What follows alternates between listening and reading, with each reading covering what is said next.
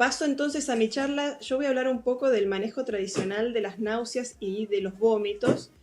Estos son conceptos que no solemos hablar mucho en los siguientes, si quieren. No solemos hablar mucho en los congresos. Es un tema que mucha bolilla no se le da. Y empecemos por darle una definición, la definición de qué significa náusea. Náusea viene del griego y significa naus, la palabra en griego es naus, y viene de barco o nave. Y se refería justamente al mareo que causa las naves cuando uno está arriba del mar y está arriba del agua y se moviliza. Y la náusea lo que tiene es que es un síntoma, es absolutamente subjetivo. El paciente lo puede referir, pero no lo puede demostrar. Es realmente un síntoma. Y esta náusea precede al vómito. Vómito, en realidad nosotros utilizamos la palabra más correcta, sería emesis, que también viene del griego, y significa acción de vomitar, que es cuando el contenido gástrico es expulsado o propulsado con fuerza hacia arriba, saliendo por la boca. Este sí es un signo, esto sí es objetivable, y esto no lo pueden inventar, no pueden referirlo como tengo vómitos y no poderlo demostrar. Es algo realmente demostrable. Ahí se ve mejor la imagen, la ampliaron un poquito. Entonces, tener en cuenta la etimología me parece muy interesante, y el tema de que las náuseas ceden a los vómitos. ¿Y cómo pueden presentarse las náuseas y los vómitos? Bueno, me pareció más divertido aplicarlo como diferentes escenarios clínicos. ¿Cómo es que consultan los pacientes por esto? Siguiente, por favor. Y vamos a ver diferentes escenarios clínicos. El típico, y es muy fácil de imaginárselo, la mujer embarazada que viene diciendo que en el primer trimestre está largando todo por la boca, que no puede comer, no puede subir de peso siquiera en su primer trimestre de embarazo, que es el momento más importante para ella de la vida, poder llevar adelante en la etapa más difícil de un embarazo quizás, el embarazo, porque no puede parar de vomitar. Y esto es un escenario muy típico que nos ocurre no tanto al gastroenterólogo que nos venga el paciente, sino que el ginecólogo o el obstetra nos llama desesperados de ¿qué hago con esto? Dame una mano. Siguiente. Otra opción también es el paciente que dice estoy con vómitos terribles después de haberme ido a la costanera a comerse el asadazo con Fernet. Y hay veces que uno se puede intoxicar porque el asadazo venía acompañado con un chimichurri que estaba en condiciones un poco sospechosas, al menos, o se comió el choripán y el choripán estuvo un rato al sol y le puso una mayonesa medio polémica. Bueno, esas cosas es importante preguntarlas siempre porque el vómito es parte de una reacción de defensa, y si va a entrar un germen o una toxina con el alimento, la conducta de preservación es el vómito. Entonces hay que preguntar a ver si estos síntomas no vinieron inmediatamente o mediatamente después de alguna comida sospechosa. Siguiente. Otro caso que viene siempre es el vómito asociado a las cefaleas, y que no sé por qué culturalmente está, como lo dicen, como me pateó el hígado. Viene el paciente diciendo me pateó el hígado.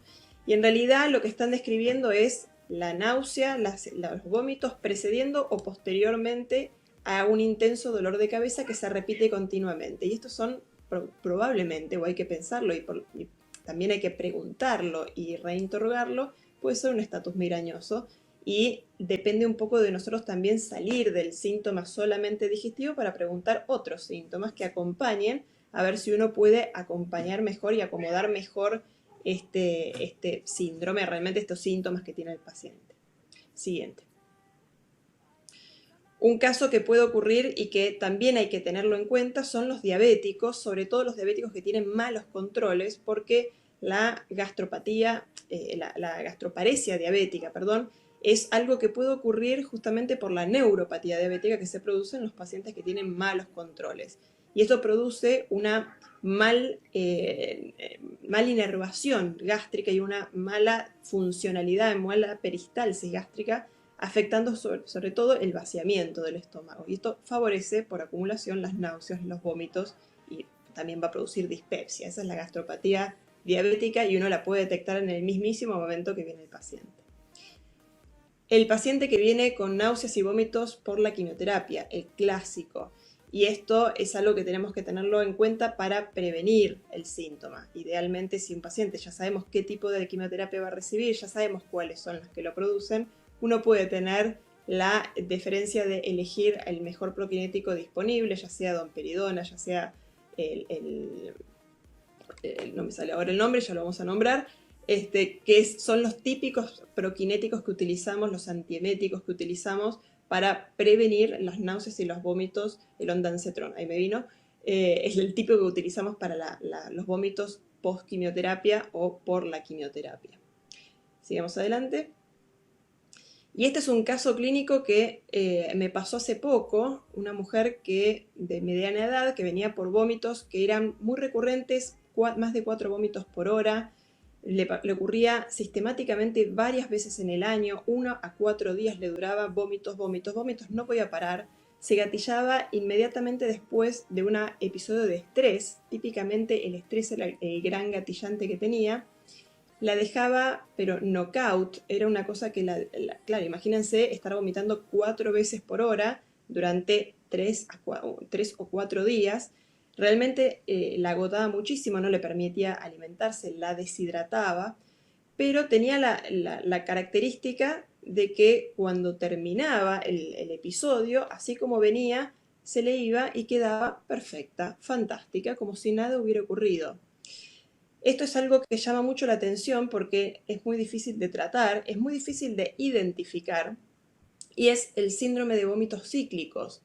Es algo que yo no aprendí en la facultad, yo lo aprendí cuando me vino un paciente con estos síntomas, no supe que tenía, lo estudié por todos lados, no supe que tenía, se lo mandé a un colega especialista en trastornos funcionales y me lo devolvió en una consulta ínfima diciéndome tiene síndrome de vómitos cíclicos y me fui a leer. Cuando me vino esta paciente, yo ya lo conocía, ya lo había vivido y le pude decir qué era esto y cómo hacer el abordaje y el tratamiento que realmente para la paciente fue sumamente iluminador porque nadie se lo había nombrado nunca. Yo la verdad que era mi segundo caso, no lo había visto antes y a la paciente la puso en una perspectiva mucho mejor para hacer su tratamiento. Una más, vamos a pasar entonces ahora, después vamos a hablar un poco más sobre estos casos clínicos y eventos que tenemos. Vamos a hablar ahora con Guillermo Fernández, nos va a hablar un poco de fisiopatología y el enfoque clínico de cómo manejar estos pacientes. Guille, te dejo a vos. Bueno, muchas gracias Astrid, excelente la charla. Me toca hablar de un tema que para entrar en tema y en lugar, esta es una duna acá en San Rafael, gente haciendo deporte, como dice Ramiro, y bueno, es un tema árido, entonces vamos a tratar de hacerlo lo más ameno posible. Siguiente.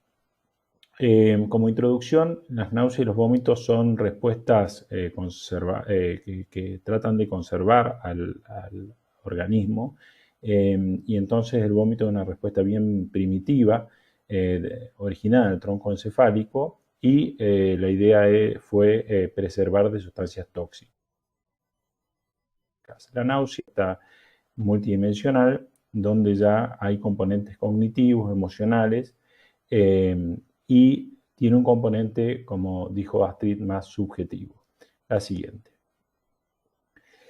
En esta fisiopatología mostramos que realmente el vómito es un arco reflejo complejo, neural, donde hay estímulos que pueden ser periféricos o estímulos centrales del sistema nervioso central. Los estímulos periféricos son desde el inicio de la boca, estimulados por sustancias que pueden ir a boca, faringe o al tracto digestivo, y también sustancias que pasan en sangre y llevan, después de absorbida, al sistema nervioso central. También hay estímulos que van directamente del sistema nervioso central en forma directa o indirecta, desde el oído medio, por ejemplo, y entonces esos estímulos viajan por vías aferentes, sensitivas, por ejemplo, el glosofaringio en la lengua, el nervio vago en el tracto digestivo, el octavo par en el oído medio o directamente estímulos centrales.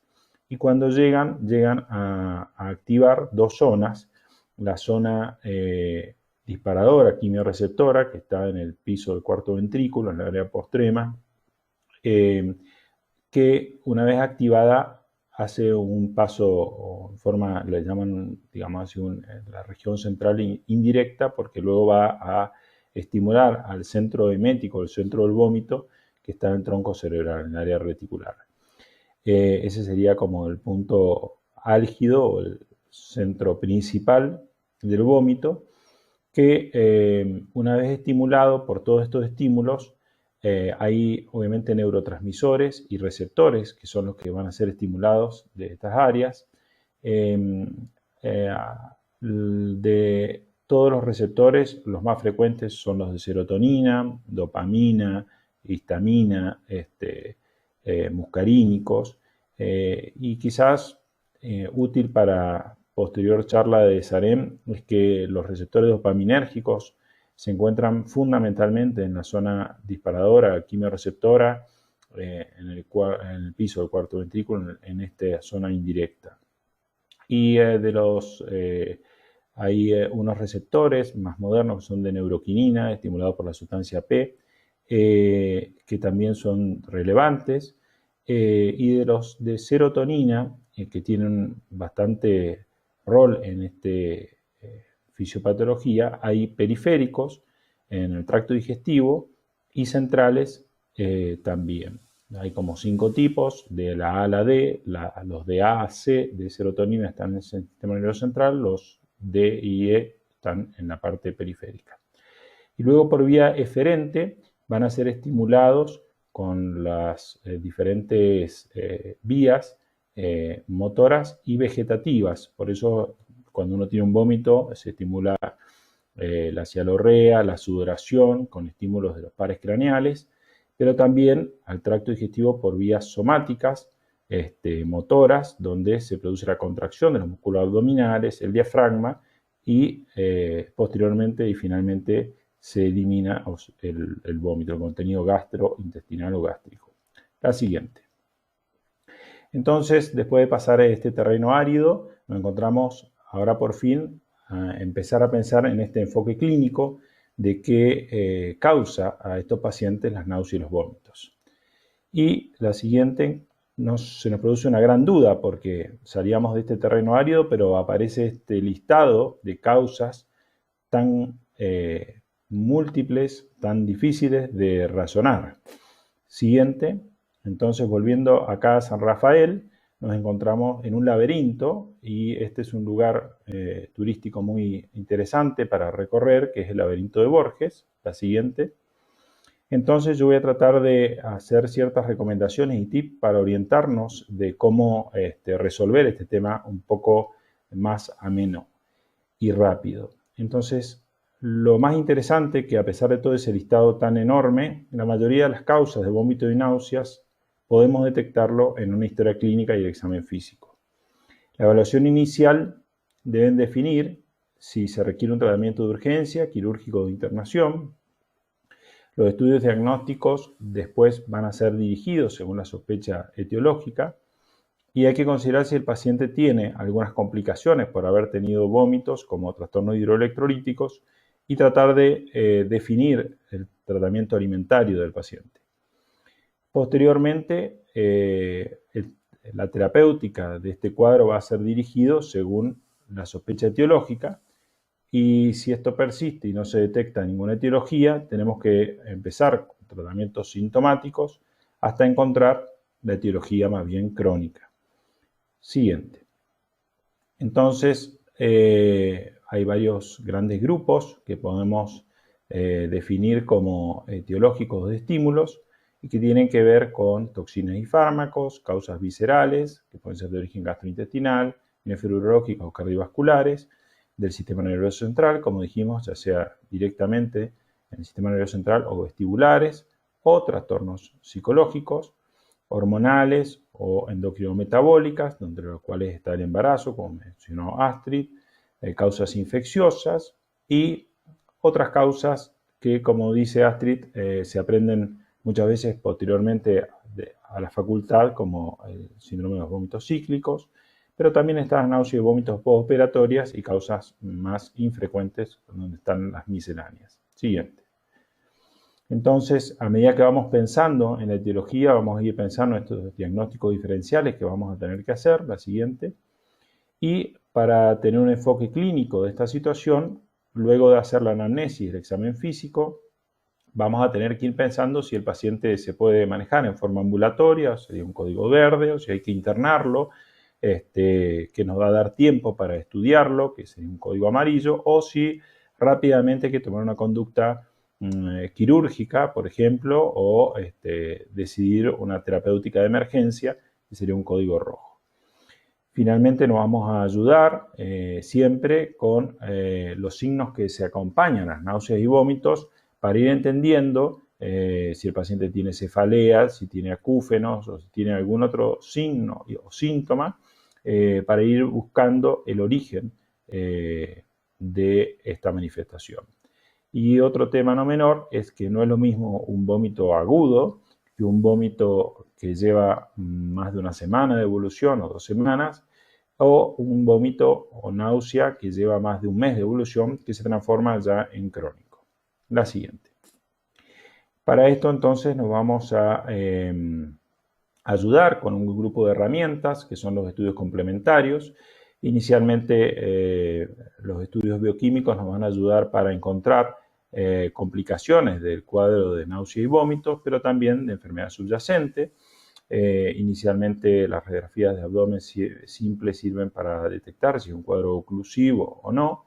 Y finalmente tenemos que decidir si clínicamente sospechamos si el origen es del tracto digestivo. Nos va a ser más útil hacer una ecografía, una tomografía de abdomen, una endoscopía digestiva alta, o si el cuadro estamos pensando de origen central, pensar en estudios de imágenes en el sistema nervioso central o dedo medio. Finalmente, en el caso de que no encontremos etiología, vamos a pensar en la patología funcional gástrica con estudios específicamente de la función motora del estómago y duodeno. La siguiente. Entonces, una vez realizada la evaluación clínica global, vamos a ordenarnos en un primer paso de tratar de detectar las complicaciones y definir el estado de alarma o de alerta o el triage del paciente que estamos tratando. En el segundo paso vamos a intentar detectar la causa o etiología para dirigir un tratamiento específico a la etiología.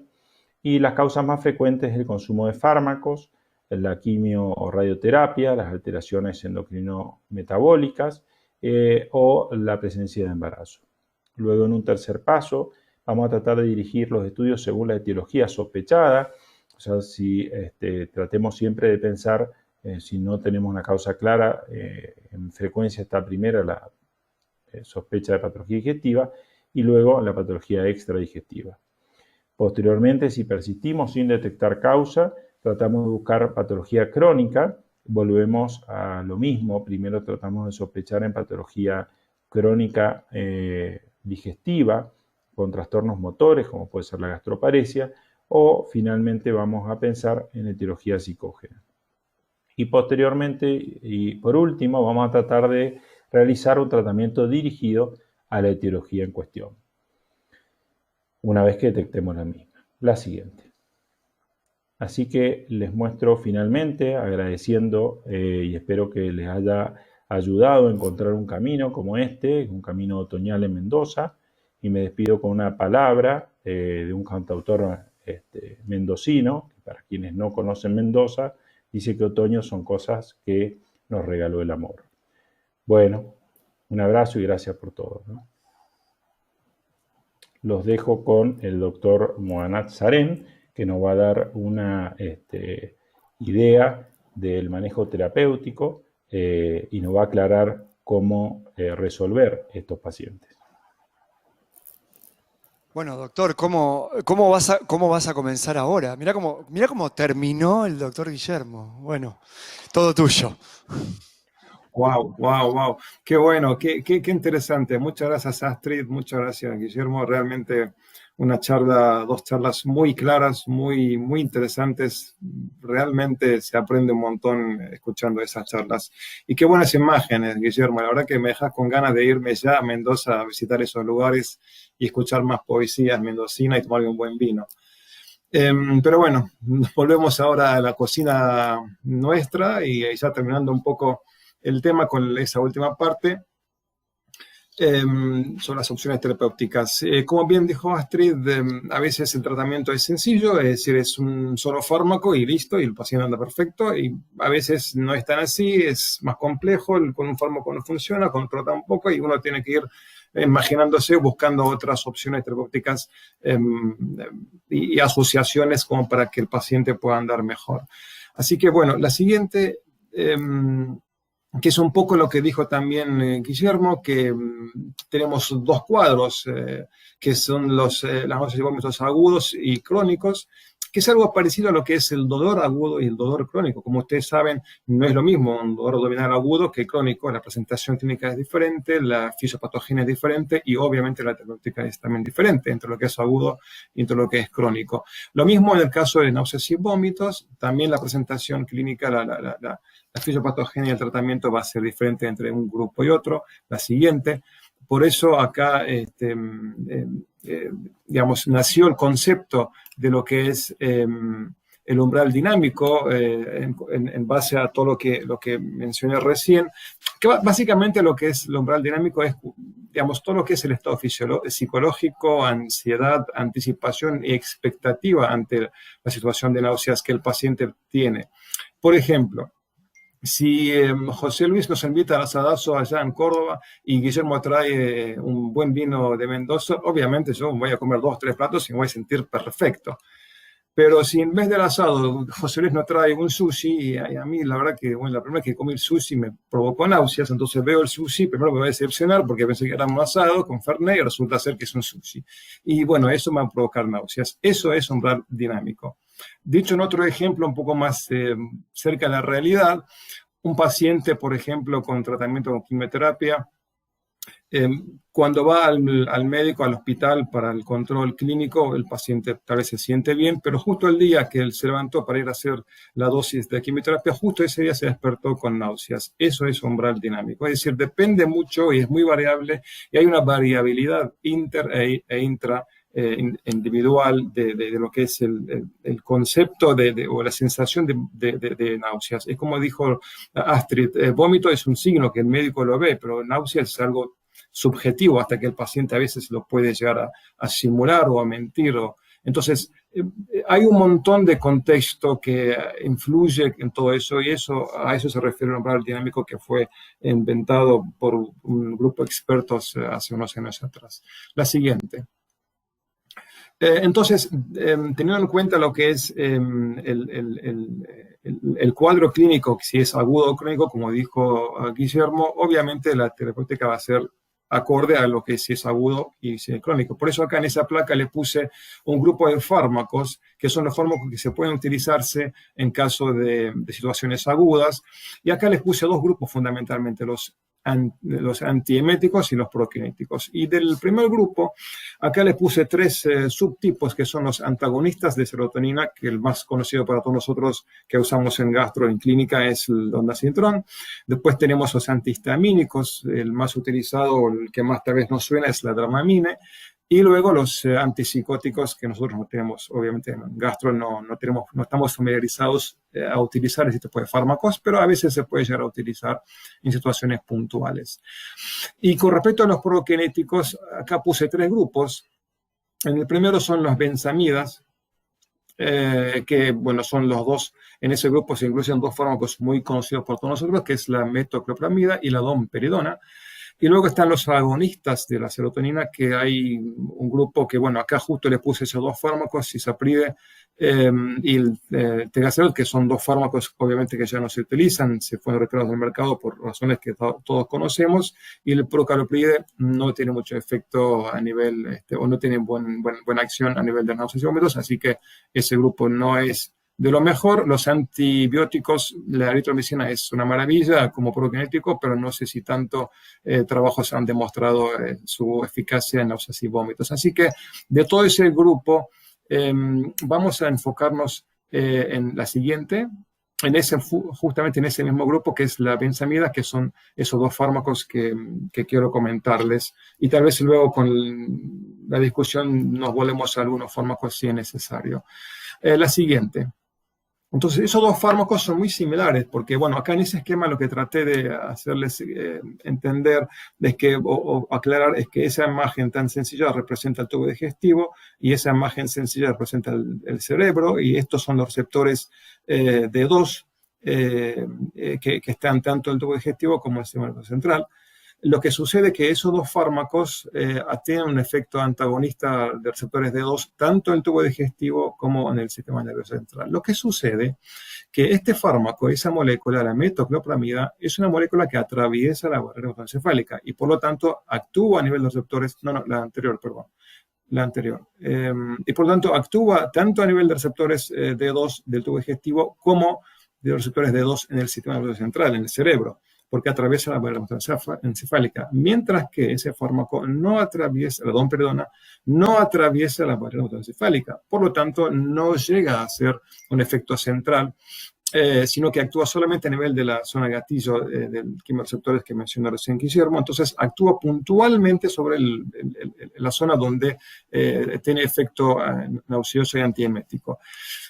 Mientras que la metoclopramida atraviesa la barrera encefálica y llega al sistema nervioso central y hace efectos adversos. De hecho, el 40% o hasta el 40% de los casos de los pacientes van a tener algún tipo de efecto adverso, desde somnolencia hasta efectos más importantes en el uso prolongado de ese fármaco. Esa es la desventaja más importante de la metoclopramida y la ventaja que da respecto a la domperidona, que no atraviesa esa barrera y por lo tanto no tiene ese efecto adverso tan relevante que se ve. La siguiente. Y por eso acá en esa diapo traté de resumirles lo que dijimos recién, que la domperidona no atraviesa entonces la barrera hematoencefálica y tiene esa ventaja sobre la metoclopramida que, como dijimos, al atravesar esa barrera da efectos adversos hasta en el 40% de los casos, desde somnolencias y efectos sencillos hasta disquinesia en algunos casos en el tratamiento prolongado. Pero también se ha visto que la domperidona tiene algún efecto sobre la prolongación del intervalo QT. Y eso lo que hizo que en Estados Unidos se retiró o no se utiliza mucho en ese fármaco en Estados Unidos. De hecho, el paciente para poder acceder a ese fármaco necesita irse a cruzar la frontera con Canadá, irse a Canadá y comprarse el fármaco en Canadá o algunas otras farmacias dando vueltas ahí en Estados Unidos, o pedirlo al médico o que el médico lo pida como un tratamiento compasivo, es decir, bajo un consentimiento del médico y lo pide y en ese caso ANMAT lo autoriza, o ANMAT, FDA lo autoriza para ese paciente puntualmente, o si el paciente le pide a su médico que se lo incluya en un protocolo de investigación donde se está usando la domperidona. Es decir, que se ha hecho mucha investigación en Estados Unidos y en todo el mundo para poder entender y poder explicar un poquito ese efecto adverso sobre el QT. Y hay mucha investigación sobre eso, justamente por el interés de los colegas en Estados Unidos, porque les gusta más la domperidona a la metoclopramida, porque saben que es mejor y que no tiene efectos adversos como la metoclopramida al usarla por mucho tiempo. Y eso llevó justamente a tener disponibles muchos trabajos de investigación muy serios. Por ejemplo, hay algunos que, le explico un poquito antes de eso, un par de cositas interesantes. Ese efecto adverso se vio en los años 80, cuando el fármaco, cuando se desarrolló, la domperidona, se desarrolló con una forma farmacéutica endovenosa. Entonces, se vio que ese efecto adverso se vio en 2 casos en esos pacientes que se han tratado con domperidona endovenoso, y se vio una prolongación de QT en esos pacientes, en un par de ellos. Sin embargo, esa forma farmacéutica endovenosa hace más de 20 o 30 años que se retiró del mercado y no se utiliza en el mercado. No existe esa forma, no existe la domperidona endovenosa. La que existe en el mercado, en el mundo, es la vía oral. Y no hay ningún trabajo científico serio hasta el día de hoy que ha demostrado que la domperidona vía oral provoca una prolongación del intervalo QT. No existe, no hay trabajos que han demostrado ello. Y como les dije, los colegas de Estados Unidos se han enfocado en eso por su interés para convencer a la FDA de la importancia de ese fármaco y su utilidad y su ventaja en relación a la metoclopramida. No hay ningún trabajo que ha demostrado que la domperidona vía oral provoca ese efecto adverso sobre el QT. De hecho, hay un trabajo reciente que se hizo en 2015 en Cleveland Clinic donde se han probado dosis de hasta 120 miligramos. Nosotros en Argentina tenemos la fórmula de 10 miligramos, o sea, nosotros usamos, qué sé yo, 3 veces por día, que serían 30 o 40 miligramos día que le damos al paciente si le damos 3 o 4 veces por día a ese fármaco. Ellos han utilizado hasta 120 miligramos, o sea, dosis muy alta, en pacientes que nosotros tenemos que le han ido muy bien y tampoco se vio ningún efecto adverso a nivel del intervalo QT. Es decir, que está claro que de ese fármaco con esa fórmula farmacéutica de vía oral no tiene aparentemente un efecto sobre eso. Aún así, en los pacientes cardiópatas, para, digamos, quedarse tranquilos, bueno, no está mal pedirse un electrocardiograma o hacerle un control, un seguimiento con el electrocardiograma para estar seguro y tranquilo que no va a haber ninguna prolongación peligrosa del QT, del intervalo QT. La siguiente. Entonces, la domperidona, la siguiente, realmente fue, digamos, fue encontrada casi al azar o casi por accidente, porque en los años 50 se estaban investigando un grupo de fármacos antipsicóticos y se vio que algunos fármacos como buterofenonas, son fármacos que tienen un efecto sobre los receptores de la domperidona en el área postrema. Y se ha visto que esos antipsicóticos, al actuar sobre esos receptores puntualmente, tienen un efecto antiemético bastante interesante. Entonces, a partir de esa época se empezó a investigar y se empezó a desarrollar moléculas que actúan sobre esos receptores de D2 para bloquear los receptores D2 en el área postrema, justamente para fabricar y para producir una molécula antiemética. Y ahí es donde nació la domperidona. Es decir, que la domperidona nació como antiemético, no como prokinético. Yo cuando aprendí gastroenterología, cuando empecé a ejercer y aprender gastroenterología, me lo han enseñado o he aprendido que la domperidona es un prokinético. Y nació como prokinético y tenía la idea de eso en la cabeza, que la domperidona es un prokinético como otro prokinético. Sin embargo, no es así. Esa molécula fue desarrollada en el laboratorio como antiemético. El objetivo de esa molécula, como les estoy explicando, fue por accidente o fue casi por accidente porque se encontró que tiene ese efecto poderoso antiemético y por eso se desarrolló esa molécula. Y de hecho, en los años 80 se lanzó al mercado como antiemético, que se usaba en su momento como un antiemético antinauseoso en los pacientes que estaban bajo tratamiento de quimioterapia. Es decir, nació como antiemético y luego fue desarrollado o se ha visto que tiene algún efecto prokinético y después lo conocimos nosotros como prokinético, pero es un antiemético principalmente. La siguiente.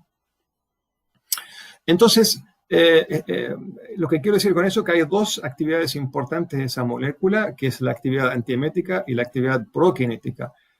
Sobre la prokinética vamos a hablar de esos 3 puntos, que es la gastroparesia, reflujo y la dispepsia. Y sobre la antiemética, la siguiente, es un poquito lo que hablamos recién, que no atraviesa la pared encefálica y actúa sobre la zona gatillo de quimioreceptores, la área postrema, y entonces tiene un efecto bastante beneficioso y bastante interesante como efecto antiemético demostrado. La siguiente. Eso, digamos, hemos decidido poner ese trabajo, solamente ese trabajo y un par más, porque nos pareció muy interesante transmitirles este concepto. La siguiente, que es un trabajo muy interesante que se hizo en 60 pacientes que fueron tratados con quimioterapia con pacientes oncológicos tratados con quimioterapia. Entonces, son 60 pacientes, se les dividió en 3 grupos, 20 pacientes en cada grupo, de domperidona, ondansetron y placebo. Lo que se hizo es que primero se le dio una dosis endovenosa de ondansetron 30 minutos antes del tratamiento con quimioterapia, y luego se randomizó los 60 pacientes en 3 grupos. A un grupo de 20 pacientes se les dio un tratamiento de domperidona por 3 veces al día en forma oral, ondansetron, otros 20 pacientes vía oral, también cada 8 horas, y placebo vía oral cada 8 horas por 5 días. Y se vio que la domperidona, esta es la clasificación, el score de náuseas, 0, donde el paciente no tiene náuseas, 1, 2, 3, tiene poco, más o menos, y mucha náuseas o náuseas y vómitos severos. Y fíjense que casi solo dos pacientes, o sea que la mayoría, no han tenido ningún efecto, ninguna molestia de náuseas luego del tratamiento con la domperidona. Solo 2 pacientes han manifestado una especie de náusea leve usando la domperidona cada 8 horas por 5 días.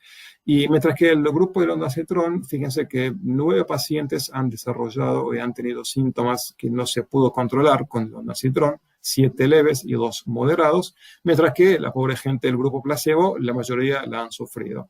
Pero la domperidona, el grupo de domperidona, demostró que solamente 2 pacientes de ese grupo no lograron controlar bien las náuseas y vómitos con un tratamiento de 5 días con la domperidona. Eso quiere decir que, bueno, en ese contexto, cuando hay que darle un tratamiento de quimioterapia a esos pacientes y para poder prevenir lo que es las náuseas retardadas en esos casos de esos pacientes, bueno, tenemos una segunda opción, además del ondansetron, que es la domperidona.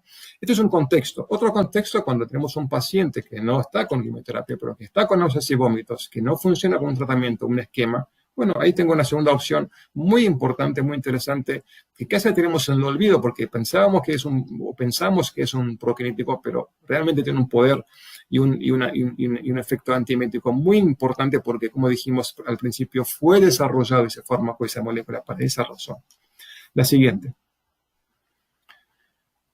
Sobre el efecto de la actividad prokinética, como dijimos, la siguiente, vamos a hablar de 3 puntos, que es la siguiente, que es la gastroparesia, el reflujo gastroesofágico y la dispepsia. La siguiente.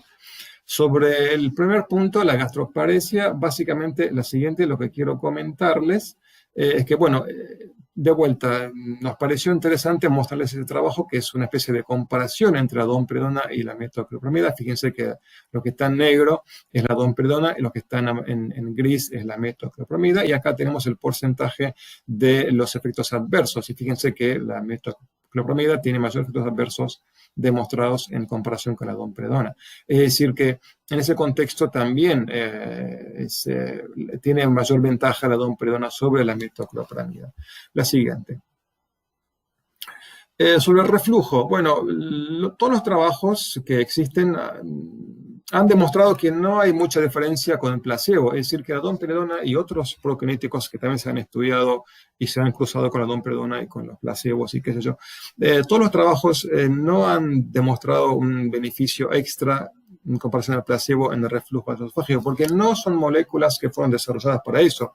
Y puntualmente la domperidona no fue fabricada, no fue diseñada a nivel molecular para ese fin, porque no actúa a nivel del esfínter esofágico inferior, no actúa a nivel del reflujo o el mecanismo de reflujo. Entonces, por lo tanto, no tiene ningún efecto de antirreflujo.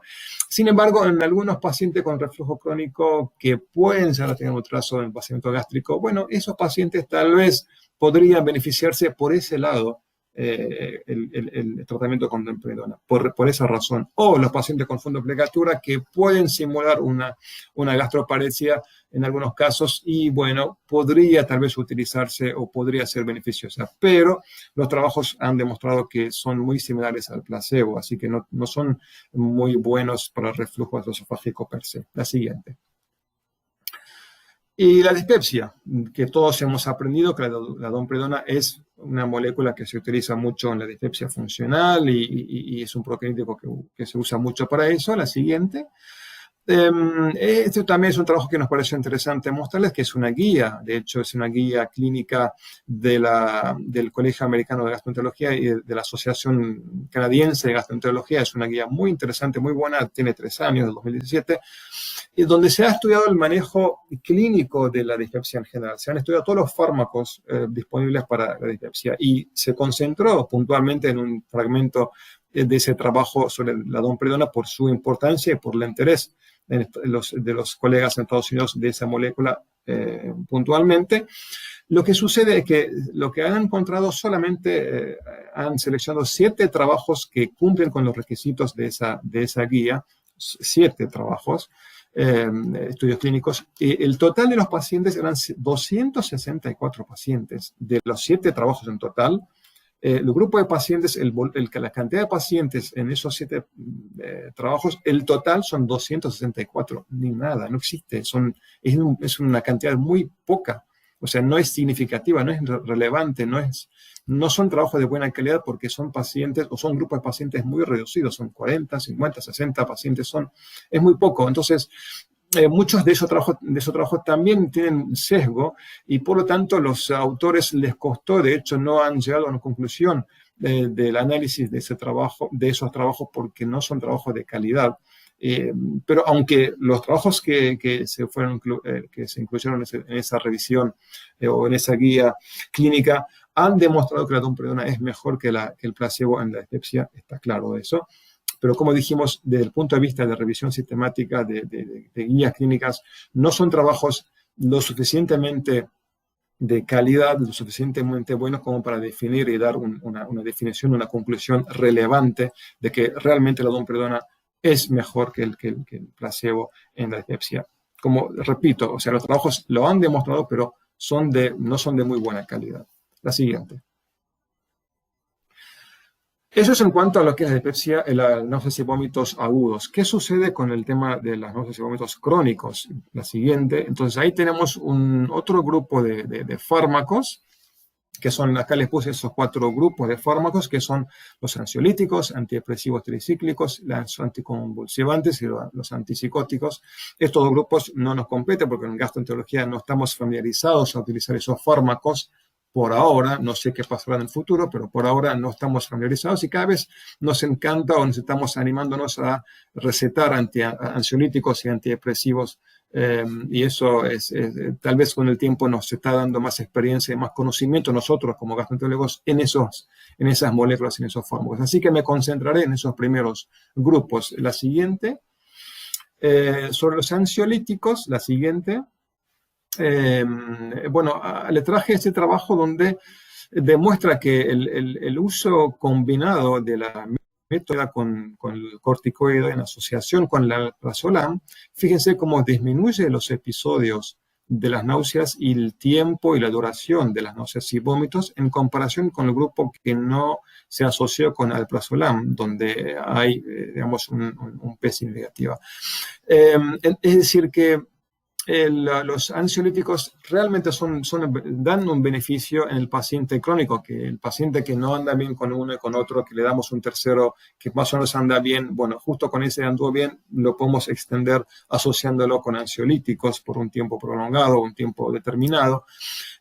Pero como bien dijo Astrid al principio, qué importante que es la comunicación con el paciente, explicarle eso al paciente, hablar con el paciente, tranquilizarlo, hacerle entender que esto es funcional, si es que es funcional. Asociar lo que es el ansiolítico con psicoterapia, porque muchas veces, como dijimos, el ansiolítico o el antidepresivo por sí solo no va a andar si yo no resuelvo el problema desde la base, como dijo Astrid. Si yo lo doy antidepresivo y sí, le estoy tratando el síntoma, no, le estoy tratando la causa, que muchas veces la causa la tiene que tratar el psiquiatra o el psicólogo. Entonces, por eso es importante, además de los ansiolíticos, también asociar la psicoterapia a ese tratamiento. La siguiente. Y del segundo grupo de los antidepresivos, la siguiente, de vuelta, el más estudiado en nuestra especialidad es la amitriptilina. Y fíjense en este trabajo que claramente demuestra usando ese score VAS, que es un score de náuseas. Fíjense que cuando uso la amitriptilina en 12-25 miligramos, fíjense cómo disminuye ese score, y si aumento a 50, fíjense cómo llamativamente, drásticamente disminuye mucho el score de VAS de náuseas al utilizar ese fármaco en esas dosis. Es decir, que realmente son fármacos muy nobles, muy buenos, que los tenemos que tener en cuenta en algunos casos puntuales cuando no andan los otros fármacos.